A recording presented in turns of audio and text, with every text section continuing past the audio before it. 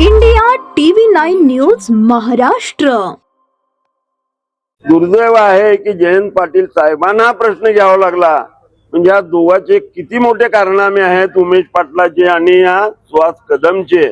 फक्त केवळ ह्या घेतलेल्या लोकांचा पैसा बुडवण्यासाठी उमेश पाटलांची मदत घेऊन ज्या लोकांना फसवलाय त्या लोकांना मला सांगतो, तू व्याजपट्टी करते, मी तुझ्यावर गुन्हा दाखल करेन।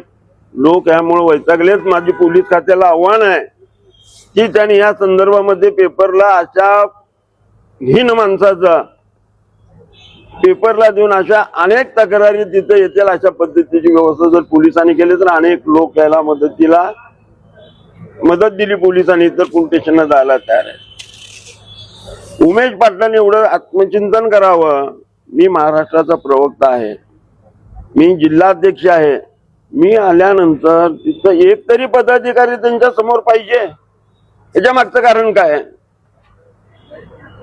तू उपोषणला बसला, एक तरी माणूस, एक तरी कार्यकर्ता, एक तरी पदाधिकारी तुला एवढ्या कालावधीमध्ये भेटायला गेला का?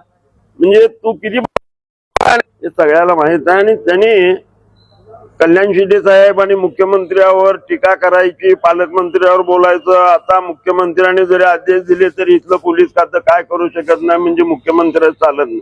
मग तुलाच गृह खातं करायचंय का? गृह खात्यावर जायचंय का? हे काय चाललंय प्रकारे? हे स्वतः लुबाडलेल्या पैशाची मागणी होत आहे म्हणून हा उपोषणला बसला। याच्या मागचं याला 2 नंबरचं का पडलेलं नाही, स्वतःचा 2 नंबर करत होता। सलगरच्या हद्दीमध्ये मटक्याचे धंदे होते, त्याचे गुटख्यावाल्याकडनं हप्ते चालू होते आणि त्या माणसाने बोलावा म्हणजे दुर्दैव आहे। प्रसार माध्यमांसमोर विदाऊट ह्याचं बोलू नये, कारण एखादी महिला जर ठरवली ना तर ती समोरच्याला कधी उद्ध्वस्त करेल त्याचं सगळं बाहेर काढून। कारण एका महिलेमुळे रामायण घडलंय, एका महिलेमुळे महाभारत घडलेलं आहे। त्यांना वाटत असेल सायरा शेख ही तेव्हाच्या काळातली अशीच असेल, गप्प बसेल, मी थोडासा आवाज केला की ती घाबरेल, पण मी घाबरणार नाहीये। त्यांनी मला चक्क धमकी दिली की तुला हे सगळं करायला लावणारा संतोष पवार आणि सचिन कल्याण शेट्टी आहे, त्याची क्लिप माझ्याकडे आहे। त्यांनी मला धमकी दिली आणि 2 कोटीची ऑफर त्यांना पोलीस डिपार्टमेंट कडून आली आहे म्हणे।